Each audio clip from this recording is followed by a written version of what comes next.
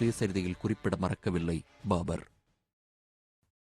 வெற்றி ஆரவாரத்திற்கிடையே பாபரின் நேரடி தலைமையில் அவருடைய வீரர்கள் இப்ராஹிம் லோடியை தேடி புறப்பட்டனர். யுத்த களத்தின் நடுவே சிறு மலையாக குவிந்து கிடந்த வீரர்களின் உடல்களை அப்புறப்படுத்தி பார்த்ததில் மையமாக வாளேந்திய கையோடு கிடந்த டெல்லி மன்னரின் உடல் கிடைத்தது. ஒரு மன்னருக்குரிய சகல மரியாதைகளுடன் இப்ராஹிம் லோடியின் உடல் அங்கேயே புதைக்கப்பட்டது. இப்போதும் பானிபட் கிராமத்தில் போர் நடந்த மைதானத்து ஓரமாக உள்ள அவருடைய பாழடைந்த கல்லறையை காணலாம். அது இப்ராஹிம் லோடியின் கல்லறையா இல்லையா என்பது குறித்து சர்ச்சைகள் உண்டு. அவருடையதுதான் என்பதற்கான ஆதாரங்கள் இல்லை என்று சரித்திர ஆராய்ச்சியாளர்கள் சிலர் கூறுகின்றனர். அதே சமயம் டெல்லி லோடி தோட்டத்தில் இப்ராஹிம் லோடியின் கல்லறை இல்லை என்பது குறிப்பிடத்தக்கது. போர் முடிந்த பிறகு உடனடியாக ஹுமாயூன் தலைமையில் சிறு படையொன்றை ஆக்ரா அரண்மனையை கைப்பற்ற சொல்லி அனுப்பினார் பாபர். கூடவே ஒரு கமாண்டோ படை விரைந்து சென்று டெல்லி அரண்மனையை கச்சிதமாக கையகப்படுத்தியது. இந்த பொறுப்புகளையெல்லாம் மற்றவர்களிடம் கொடுத்துவிட்டு போர் உடையை களைந்து குளித்த பிறகு டெல்லி மாநகரை சுற்றி பார்க்க கிளம்பினார் பாபர். ஆங்காங்கே இருந்த இஸ்லாமிய மகான்களின் கல்லறைகளுக்குச் சென்று வணங்கிய பிறகு பெரும் ஊர்வலமாக ஏப்ரல் 26ஆம் தேதி ஆக்ரா சென்றடைந்தார். அங்கே ஹுமாயூன் காவலில் வைத்திருந்த இப்ராஹிம் லோடியின் தாயாரையும் மற்ற உறவினர்களையும் விடுவித்த பாபர் டெல்லி சுல்தானின் தாயை மரியாதையோடு நடத்தியது மட்டுமல்லாமல் அவர்கள் குடும்பத்தைச் சேர்ந்த தங்க நாணயங்கள் மற்றும் ஆபரணங்களை அவரிடமே திருப்பித் தந்து அரண்மனையில் ஒரு பகுதியில் அவர்கள் தங்க அனுமதியும் அளித்தார். என்னதான் இருந்தாலும் பாபர் ஒரு அந்நிய நாட்டு மன்னர் என்ற காரணத்தால் கடைசி நிமிடத்தில் அவருக்கு எதிராக இப்ராஹிம் லோடியுடன் அணி சேர்ந்தவர் குவாலிய மன்னர் விக்ரம்ஜித். அவரும் பானிபட் போரில் மடிய விக்ரம்ஜித்தின் குடும்பம் ஆக்ரா அரண்மனையில் ஒளிந்து கொண்டிருந்தது. ஹுமாயூன் ஆக்ராவை கைப்பற்றியபோது அந்த குடும்பத்தினர் தங்கள் உயிர்களைக் காப்பாற்றிக் கொள்ள விலையாக ஹுமாயூனிடம் அற்புதமான வைரம் ஒன்றை அன்பளிப்பாக தந்தார்கள். அதுதான் பிற்பாடு உலகப் புகழ்பெற்ற கோஹினூர் வைரம். ஆக்ரா வந்து சேர்ந்த பாபரின் வெற்றியைக் கொண்டாடும் வகையில் கோலாகலமான விழா ஒன்றுக்கு ஏற்பாடு செய்த ஹுமாயூன் முத்தாய்ப்பாக கோஹினூர் வைரத்தை ஒரு தங்கத்தட்டில் வைத்து தந்தைக்கு பரிசளிக்க, அதன் மதிப்பு பற்றி விசாரித்து தெரிந்து கொண்ட பாபர் சற்றும் ஆர்வமில்லாமல் அதை மகனிடமே திருப்பித் தந்துவிட்டதாக தகவல். இந்த கோஹினூர் வைரத்தைப் பற்றி ஒரு குட்டிச் செய்தி. அதை விலை கொடுத்து வாங்கும் பணத்தில் 2½ நாட்கள் உலக மக்கள் அத்தனை பேருக்கும் உணவளிக்க முடியும் என்று அப்போதைய சரித்திர ஆசிரியர்கள் கோஹினூர் வைரம் பற்றி குறிப்பிடுகிறார்கள்.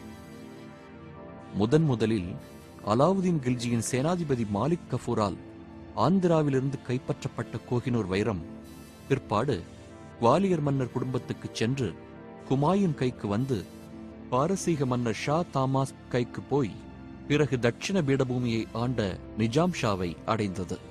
அதைத் தொடர்ந்து 17ஆம் நூற்றாண்டில் ஷாஜஹான் கைக்கு போன இந்த வைரத்தை டெல்லியை 1739 சூறையாடிய பாரசீக மன்னர் நாதிர் ஷா கைப்பற்றிக் கொண்டு போனார். கோஹினூர், அதாவது மலையளவு ஒளிவீச்சு என்று அந்த வைரத்துக்கு பெயரிட்டதும் அவர்தான். நாதிர் ஷாவுக்குப் பிறகு காபூலில் வசித்து வந்த அவருடைய வழித்தோன்றல்களிடம் இருந்த கோஹினூர் பஞ்சாப் சிங்கம் ரஞ்சித் சிங் கைவசம் மாறி ஆங்கிலேயர்களின் கீழ் பஞ்சாப் போன பிறகு சர் ஜான் லாரன்ஸ் என்ற ஓர் உயர் அதிகாரியின் பாக்கெட்டுக்கு போக வைரத்துடன் தன் கோட்டை கழட்டி பீரோவில் வைத்து மறந்துவிட்ட லாரன்ஸ் 6 வாரங்களுக்குப் பிறகு தூக்கி வாரி போட்டுக்கொண்டு அதை எடுத்துச் சென்று பிரிட்டிஷ் மகாராணி விக்டோரியாவுக்கு பரிசாக தந்தார்.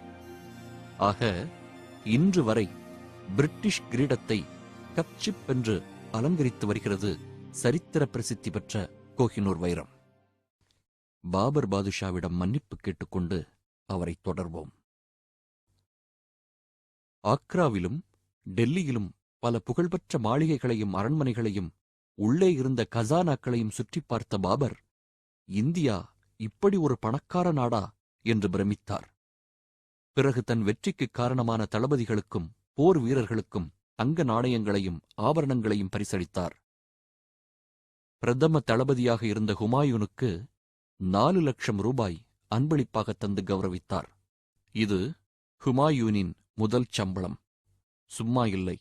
அப்போது இந்த பணத்தில் மொத்தமாக சென்னையையே வாங்கலாம். புனித மெக்கா, சாமர்கண்ட், தாஷ்கண்ட் மற்றும் காபூல் நகரங்களிலிருந்த மத குருமார்களுக்கும் உறவினர்களுக்கும் பெரும் தொகையும் தாய்க்குரத்துக்கு தங்கம், வைரம், முத்துக்கள் பதித்த ஆபரணங்களும் பட்டுத் துணிகளும் பாபரிடமிருந்து பரிசாகச் சென்றன. அது மட்டுமல்ல, டெல்லி அரண்மனையில் வரிசையாக களஞ்சியங்களில் குவிக்கப்பட்டிருந்த வெள்ளி நாணயங்களில் பெரும்பகுதியை காபூலுக்கு அனுப்பினார் பாபர்.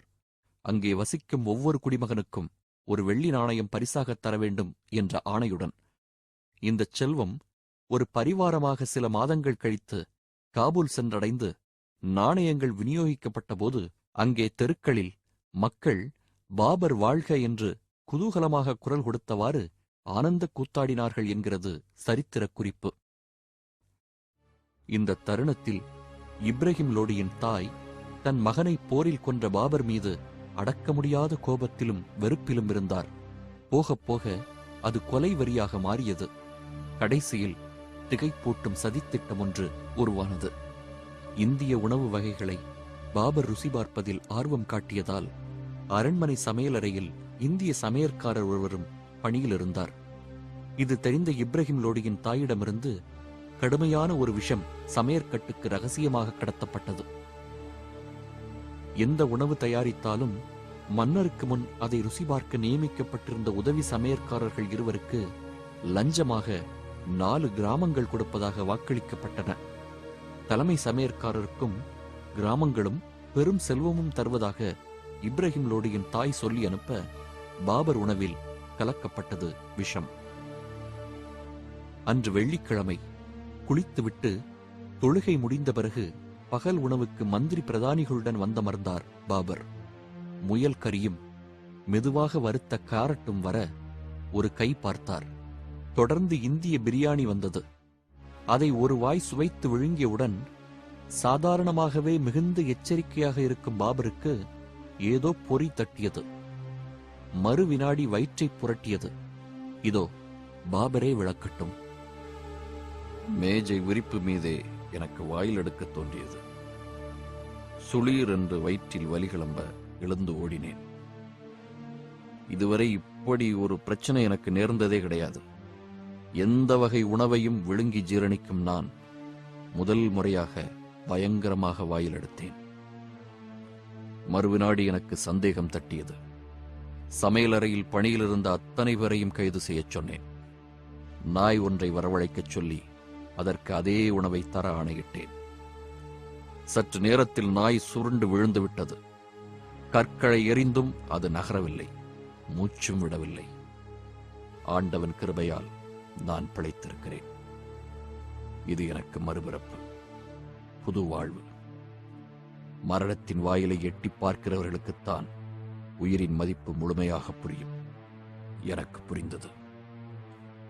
தலைமை சமையற்காரனை கொண்டு போய் சித்திரவதை செய்தார்கள். அந்த துரோகி உண்மையை ஒப்புக்கொண்டான்.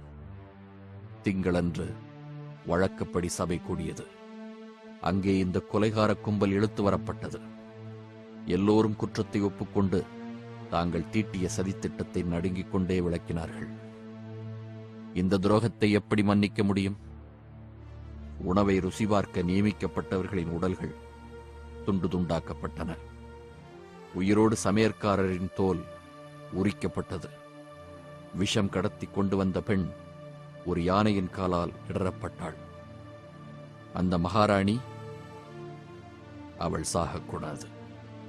உயிரோடு இருந்து தன் தவறை எண்ணி எண்ணி வருந்த வேண்டும். ஆகவே அவளை சிறைப்படுத்தி சொத்துக்களை பறிமுதல் செய்தேன். தான் தப்பிய கதையை இப்படியாக விவரிக்கிறார் பாபர். பாபரை கொல்வதற்காக போட்ட திட்டம் நிறைவேறாததால் மனம் உடைந்து காவலிலிருந்து ஒரு நாள் தப்பி அலறிக்கொண்டே ஓடிச் சென்று யமுனை நதியில் குதித்து தன் வாழ்க்கைக்கு தானே ஒரு முற்றுப்புள்ளி வைத்துக் கொண்டார் இப்ராஹிம் லோடியின் தாய். இந்த நிகழ்ச்சியைத் தொடர்ந்து நாளாவட்டத்தில் ஹுமாயூன் மற்றும் சில தளபதிகளின் தலைமையில் கட்டுக்கோப்பான படைகள் ஒவ்வொரு பகுதியாக கைப்பற்றி டெல்லியின் சாம்ராஜ்ய எல்லைகளை விஸ்தரித்தன. பல குறுநில மன்னர்கள் பாபரிடம் பணிந்து போய் கப்பம் செலுத்தினார்கள். ஆனால் ஒருவரை மட்டும் பாபரால் வழிக்கு கொண்டு வர முடியவில்லை. அவர் சித்தூரை தலைநகராக கொண்டு மேவார் நாட்டை ஆண்டு வந்த ராஜபுத்திர மாவீரர் ராணா சங்கா. நமக்குள் 1000 சண்டை இருக்கலாம், ஆனால் ஓர் அந்நியர் இந்தியாவை கைப்பற்றியிருப்பதை நாம் அனுமதிக்கலாமா என்று அவர் மற்ற பல இந்திய மன்னர்களுக்கு கடிதங்கள் மூலம் வலியுறுத்திக் கொண்டே இருந்தது கடைசியில் பலனளித்தது. ராணாவிடம் விசுவாசம் மிகுந்த சந்தேரி பகுதியை ஆண்டு வந்த ராஜபுத்திர வீரர் மெதினி ராய் ராணா சங்காவை வழிமொழிந்து மேவார் படையுடன் தன் படையை இணைத்துக் கொண்டார்.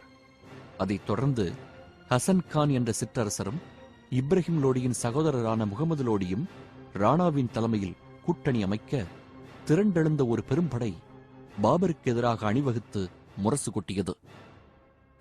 பாபரின் படையில் திடீரென்று வெடித்தது ஒரு பெரும் பிரச்சனை. போரெல்லாம் போதும், வேண்டாம் இந்தியா, தயவு செய்து காபூல் திரும்ப அனுமதியுங்கள் என்று வியர்த்து விறுவிறுத்துப் போய் முடங்கி பயந்து போயிருந்த தளபதிகள் பலரும் போர் வீரர்களும் பாபர் முன் வந்து கோரசாக புலம்பினார்கள். எத்தனையோ வீரர்களை எதிர்த்து நின்ற பாபரின் வீரர்களுக்கு பயம் ஏற்படுத்தியவர் மிஸ்டர் இந்திய வெயில். நேரம் பார்த்து சம்மர் ஆரம்பித்தது. பிறந்ததிலிருந்து ஜில் என்ற காபூல் வாழ்க்கையை அனுபவித்த முகலாய வீரர்களால் அந்த தகிக்கும் வெப்பத்தை தாங்க முடியவில்லை. அதே சமயம் ராணா சங்கா தலைமையில் ராஜபுத்திர படை தங்கள் நாட்டை காக்கும் ஆவேசத்துடன் டெல்லி நோக்கி முன்னேறிக் கொண்டிருந்தது.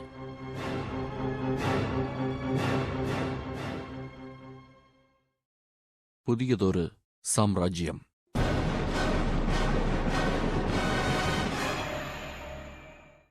காபூல் நகரைச் சேர்ந்தவர் புகழ்பெற்ற ஜோதிடர் முகமது ஷரீஃப். டெல்லிக்கு வந்து பாபருடன் தங்கியிருந்த அவர் சற்றே தர்ம சங்கடத்துடன் தன் வெண்மையான தாடியை நீவிவிட்டுக் கொண்டதை கவனித்த பாபர், என்ன விஷயம், வெளிப்படையாகச் சொல்லுங்கள் என்றார். தொண்டையை கனைத்துக் கொண்ட அந்த முதிய ஜோதிடர், பாதுஷா, சகுனம் சரியில்லை. வானில் நாள்தோறும் மேற்கே செவ்வாய் தெரிகிறது. ஆகவே அந்த திசையில் மன்னர் பயணம் மேற்கொள்வதோ போருக்குச் செல்வதோ உசிதமல்ல என்பது என் கருத்து என்று தயக்கத்துடன் கூற, அப்படியா, சரி, நீங்கள் போகலாம் என்று உடனேயே இருக்கையை விட்டு எழுந்த பாபரின் முகத்தில் ஏக எரிச்சல் தெரிந்தது. இதற்குள் அமைச்சர்கள் நெருங்கி, வெளியே நம் படை வீரர்கள் தங்களுக்காக காத்து நிற்கிறார்கள் அரசே, தவிர என்று இழுக்க கேள்விக்குறியுடன் நிமிர்ந்து பார்த்தார் பாபர். பிரதம சேனாதிபதி தலைகுனிந்தவாறு தொடர்ந்தார், பாதுஷா, நம் வீரர்கள் உடனே காபூல் திரும்ப வேண்டும் என்று விரும்புகிறார்கள். டெல்லியின் பருவநிலை அவர்கள் உடம்புக்கு சற்றும் ஒத்துக்கொள்ளவில்லை. வெயிலில் உடலெல்லாம் எரிகிறதாம். இந்த சமயத்தில் இன்னொரு யுத்தம் என்கிற நினைப்பே அவர்களுக்கு கோபத்தை ஏற்படுத்துகிறது. தவிர நம்மை நோக்கி வந்து கொண்டிருக்கும் ராஜபுத்திரர்கள் மாவீரர்கள், உயிரை துச்சமாக கருதுபவர்கள். யார் இப்போது போய் அவர்களிடம் மோதிக்கொண்டிருப்பது என்றெல்லாம் நம் வீரர்களிடையே புலம்பல்கள். சேனாதிபதியை கையமர்த்திய பாபர் நேராக தன் படை வீரர்களை நோக்கி நடந்தார். பாபரை கண்டவுடன் எழும்பிய ஆரவாரத்தில் அவ்வளவு உற்சாகமில்லை. அதை சட்டை செய்யாத பாபரின் கம்பீரமான குரல் அணிவகுத்து நின்ற போர் வீரர்களிடையே ஒலிக்க ஆரம்பித்தது. அருமைச் சகோதரர்களே, ஒரு காலத்தில் சாமர்கண்ட் நகரை கைப்பற்ற விரும்பினேன் நான். பிறகு சீனாவை வெற்றி கொள்ளும் எண்ணம் எனக்கு ஏற்பட்டது. ஆனால் ஆண்டவன் சித்தம் வேறு விதமாக இருந்தது. அதன்படி எத்தனையோ சிரமங்களை கடந்து அல்லாஹ் கருணையால் எதிரிகளை வென்று இன்று இந்திய நாட்டிலே காலூன்றி இருக்கின்றோம் நாம். அப்படி இருக்க எந்த ஒரு பெரிய காரணமும் இல்லாமல் நம் கடமையை கைவிட்டு திரும்பி போவது நியாயமா? ஆண்டவன் கட்டளையை மீறுவதற்கு நாம் யார்? டெல்லி சுல்தானின் பெரும் படையையே வெற்றி கண்டவர்கள் நீங்கள். வெறும் ஆவேசத்துடன் வந்து கொண்டிருக்கும் ஏதோ ஒரு ராஜபுத்திர படையை கண்டு அஞ்சுவதற்கு நாம் வெட்கப்பட வேண்டாமா? அப்படியே நாம் பயந்து கொண்டு திரும்பி ஓட்டம் எடுத்தால் உலகின் பல பகுதிகளை ஆண்டு வரும் மற்ற மன்னர்கள் நம்மை பற்றி என்ன நினைப்பார்கள்? பிறக்கும் போதே நிச்சயமாகும் ஒரு விஷயம் மரணம் மட்டும்தான். வாழ்க்கை என்னும் விருந்தில் அமர்கிறவன் கடைசியாக மரணம் என்னும் பானத்தை அருந்தியே தீர வேண்டும். ஆனால் அந்த மரணம் மேன்மையாக கௌரவமாக அல்லவா நிகழ வேண்டும்? இறந்த பிறகு இவனல்லவா வீரன் என்றல்லவா ஊர் உலகம் நம்மை புகழ வேண்டும்? வாழும் வரை நம் கடமையைச் செய்வோம். அதுதான் ஆண்டவன் நமக்கிட்ட ஆணை. கடமையைச் செய்யும் போது வெற்றி அல்லது வீர மரணம் அடைந்தால் அதை ஏற்றுக்கொள்வோம். ஆண்டவன் ஒருவனே நிரந்தரம். யார் வேண்டுமானாலும் காபூல் திரும்புங்கள். நான் ஒருவனாக இங்கே இருந்து வாளேந்தி போர் புரிவேன். அது மட்டுமல்ல, மது அருந்துவதில் எனக்கு எவ்வளவு ஈடுபாடு உண்டு என்பதை நீங்கள் அறிவீர்கள். இதோ இறைவனின் கட்டளையை முழுமையாக நிறைவேற்றும் வரை மதுவை நான் தொடமாட்டேன். இது சத்தியம் என்று உணர்ச்சி பொங்க முழங்கிய பாபர் தன் மதுக்கோப்பைகளையும் ஜாடிகளையும் தருவிக்கச் செய்து அவற்றை அங்கேயே அணிவகுத்து நின்ற படைக்கு எதிரே போட்டு தூள் தூளாக உடைத்தெறிந்தார். ஜாடி ஜாடியாக மது ஆறாக கீழே மண்ணில் கொட்டப்பட்டது. பிரமித்து நின்ற படை வீரர்களின் இரத்த நாளங்களை பாபரின் உரை முறுக்கேற்றியது. அவர்கள் உணர்ச்சி மயமாக எழுப்பிய அல்லாஹு அக்பர் என்ற முழக்கம் மைதானத்தில் எதிரொலித்தது. புனித குர்ஆன் மீது ஆணை, கிளம்பட்டும் நம் படை, எதிரிகளை புறங்காட்டுவோம் என்று கர்ஜித்தார் பாபர். ஏக காலத்தில் ஆரவாரத்தோடு உயர்த்தப்பட்ட வாட்களும் வேல்களும் வெயிலில் தகதகக்க, கோட்டை கதவுகள் திறக்க, பாபர் மற்றும் இளவரசர் ஹுமாயூன் தலைமையில் எதிரிகளைச் சந்திக்க புறப்பட்டது முகலாயப் படை.